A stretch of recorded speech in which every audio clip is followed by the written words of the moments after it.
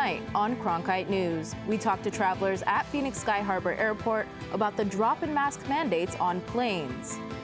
Plus, we'll take a deeper dive into the wildfires happening in Arizona. We'll discuss how our state's high winds and low humidity are affecting the fire forecast.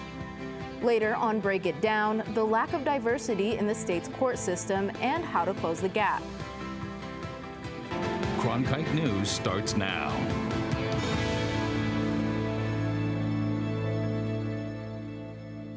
Good evening and welcome to Cronkite News on Arizona PBS. I'm REYNA PRECIADO. And I'm Andrea Villalobos. Thank you for joining us.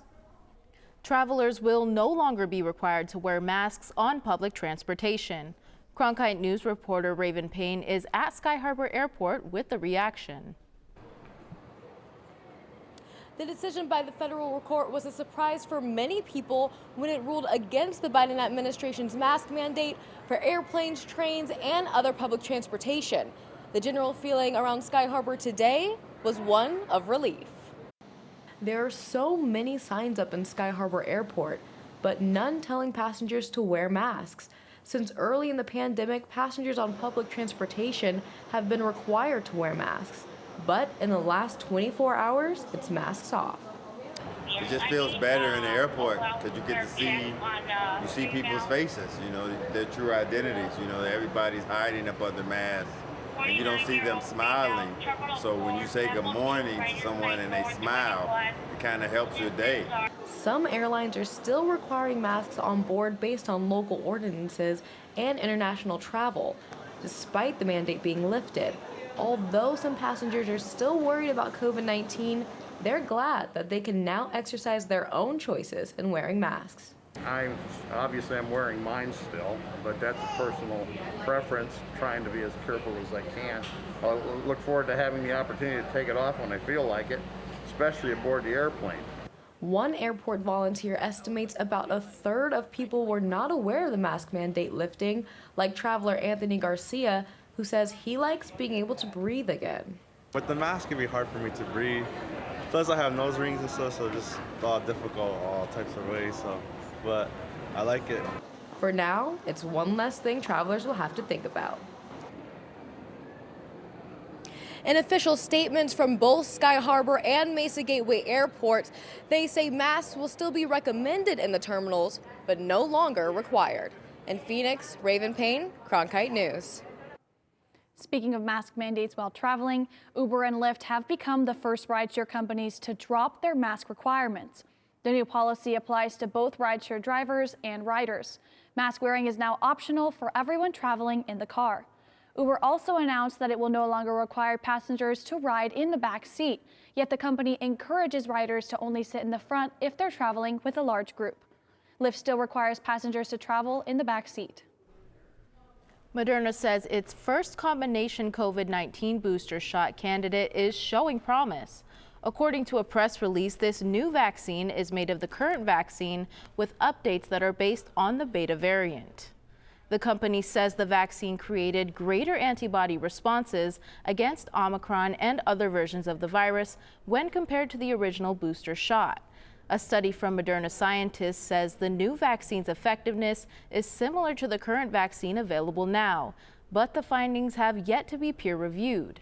Moderna hopes to release a new booster this fall that targets multiple COVID-19 variants.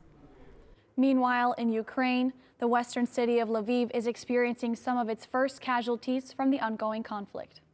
A Russian missile attack killed 7 civilians in the city yesterday. Russia's new offensive has also included attacks in the east. The country is now focusing its attacks in the Donbas region. Yesterday in Kharkiv, 2 people were killed after shells hit a playground. Today in Mariupol, a Russian bomb hit a hospital that was treating wounded Ukrainian soldiers. 300 people, including children, were trapped underneath the wreckage after the blast. Back here in Phoenix, the Arizona State Legislature is now weeks into a gridlock over what the upcoming year's state budget will look like. Despite a large surplus in the state treasury, lawmakers can't agree how the funds should be spent. Republican lawmakers are looking into alternate solutions in an effort to break through the jam. Those include attempting to pass a continuation budget that would fund government operations at this year's level, along with adjustments for inflation. It would leave $5.3 billion in surplus money. Republicans currently hold one-vote majorities in both the House and the Senate. Tonight, the Arizona State Capitol will be lit with green lights at the request of Arizona State Treasurer Kimberly Yee. The lights aim to recognize April as Financial Literacy Month. Yee officially declared April as Financial Literacy Month to encourage state leaders to support programs that encourage responsible spending. There's also a future career art contest. Children in grades K through 5th can submit a drawing of their dream job. Entries for the contest are now being accepted until May 8th. Coming up after the break, we'll talk about the wildfires currently burning in Arizona. Learn more about where these wildfires are occurring and the kinds of weather conditions that could be bringing them on.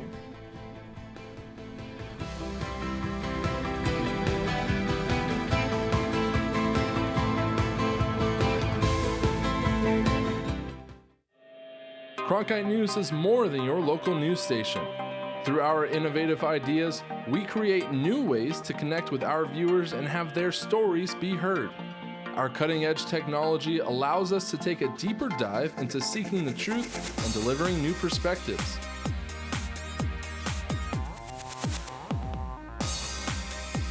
Stay up to date on top Arizona stories anytime on TikTok, Twitter, and Facebook at Cronkite News. Your favorite member benefit is getting better and bigger. This is wonderful. Over the next year, Passport is adding new shows and doubling the number of episodes for you to stream. They give us all that they've got. From your favorite cooking and travel series. Even the stairs are breathtaking. To history specials and award-winning documentaries. Better and bigger. That really is the fun part. Stream on any device with Passport on the PBS Video app. Every day I wake up, my first thought is, how can I serve this community?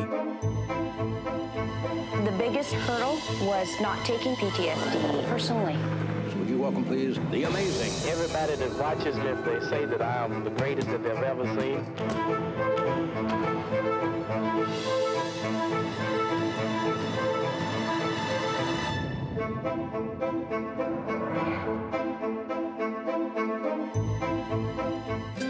Stream the best of PBS on any device with the PBS Video app. All your favorite drama, history, science, news, and documentaries, all in one place. Watch your PBS station live or catch up on the shows you missed. Discover new favorites from PBS and locally produced shows from your station. Sign in and start streaming today.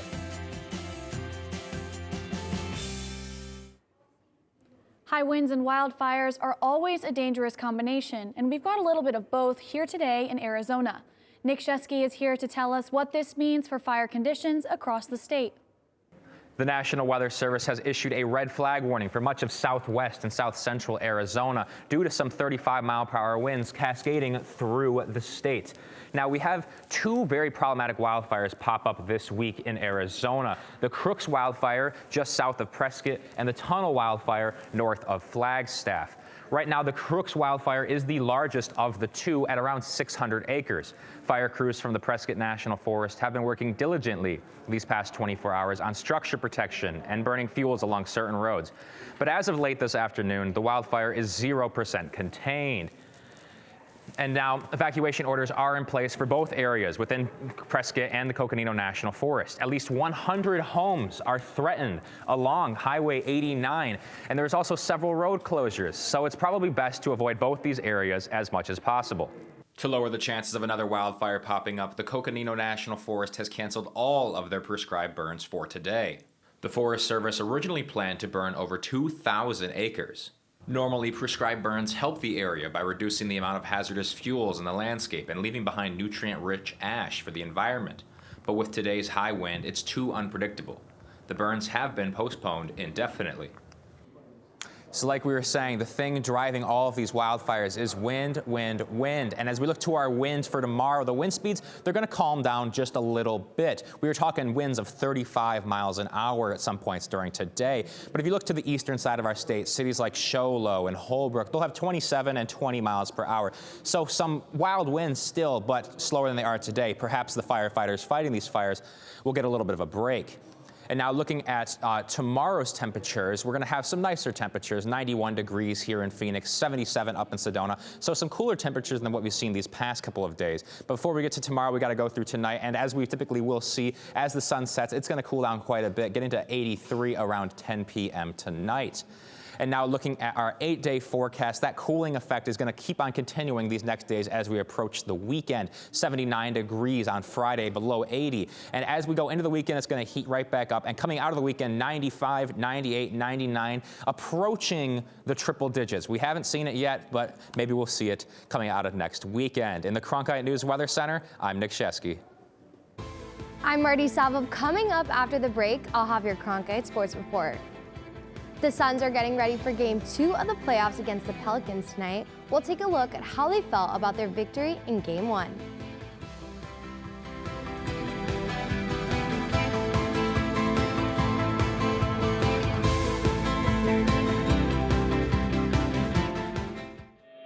Cronkite News is more than your local news station. Through our innovative ideas, we create new ways to connect with our viewers and have their stories be heard. Our cutting-edge technology allows us to take a deeper dive into seeking the truth and delivering new perspectives.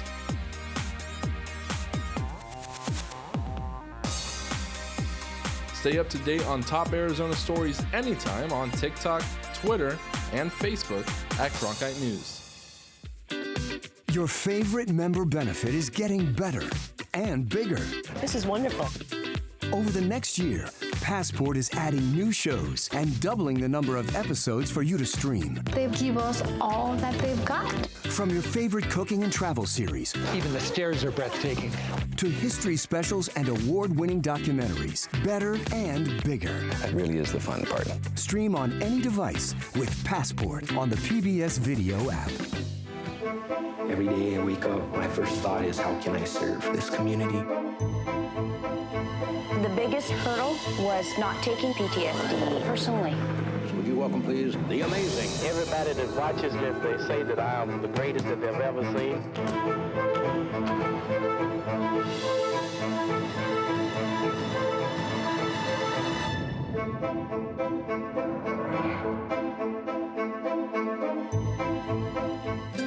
Stream the best of PBS on any device with the PBS Video app. All your favorite drama, history, science, news, and documentaries, all in one place. Watch your PBS station live or catch up on the shows you missed. Discover new favorites from PBS and locally produced shows from your station. Sign in and start streaming today.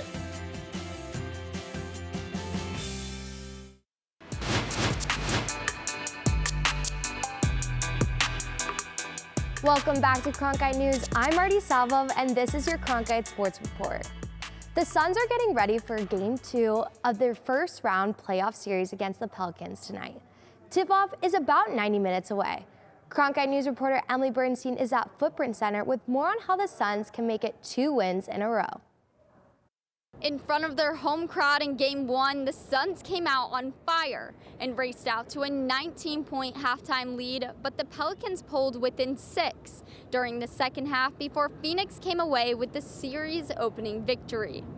The Suns know that they will bring the energy for all 48 minutes heading into tonight's Game 2. You know, in the playoffs, teams aren't going to lay down. It ain't like the regular season. When the team get a lead, they sub everybody out. And that team over there, they're going to keep playing hard. So just trying to make sure, you know, we got the energy back into the game. I think our defense slipped a little bit. Obviously, offensive rebounds, second chance points. And, you know, we weren't shifting for each other anymore, but, you know, we figured it out. And as Suns head coach Monty Williams said after Game 1, it all comes down to getting their game legs beneath them for tonight's Game 2 inside the Footprint Center. In Phoenix, Emily Bernstein, Cronkite News. More good news for the Suns. Forward Mikal Bridges finished second in the NBA's Defensive Player of the Year award, just behind Celtics guard Marcus Smart. Bridges congratulated Smart on Twitter and said, "I appreciate everybody that was rocking with me. We'll be okay. It's a blessing to even be a part of the conversation." Staying on the court, the WNBA are in preparation mode for the 2022 season. The Phoenix Mercury kicked off training camp this week, but still a missing component of the team is not there. That is Mercury guard Brittany Griner, who was detained in Russia in February. Her presence is missed as the team gears up for the 2022 WNBA season. I spent 10 years there, so I know the way things work there, and it's delicate.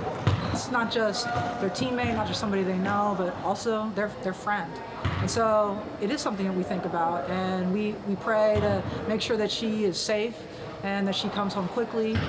We feel confident that everything's being done to make sure that she can get back as quickly as possible. It's BG. There's no one like her in the whole world, and so definitely miss her. But it's not even about basketball anymore. We just want her to be well as a human being.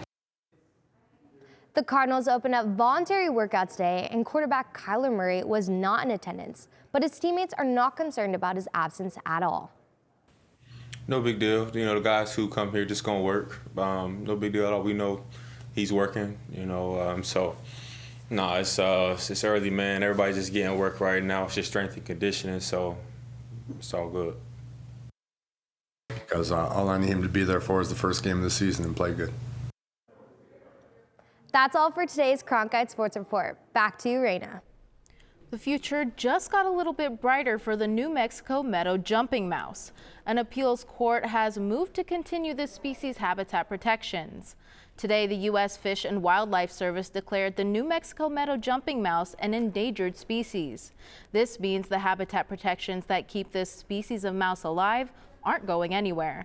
New Mexico meadow jumping mice can be found along streams in Arizona, Colorado, and New Mexico, but their habitats have recently been devastated by drought, fire, livestock grazing, and water mismanagement. These mice hibernate for up to 9 months out of the year and need dense vegetation and enough material to build nests to survive. That's it for Cronkite News tonight. Thanks for joining us. For top Arizona stories anytime, go to cronkitenews.arizonapbs.org.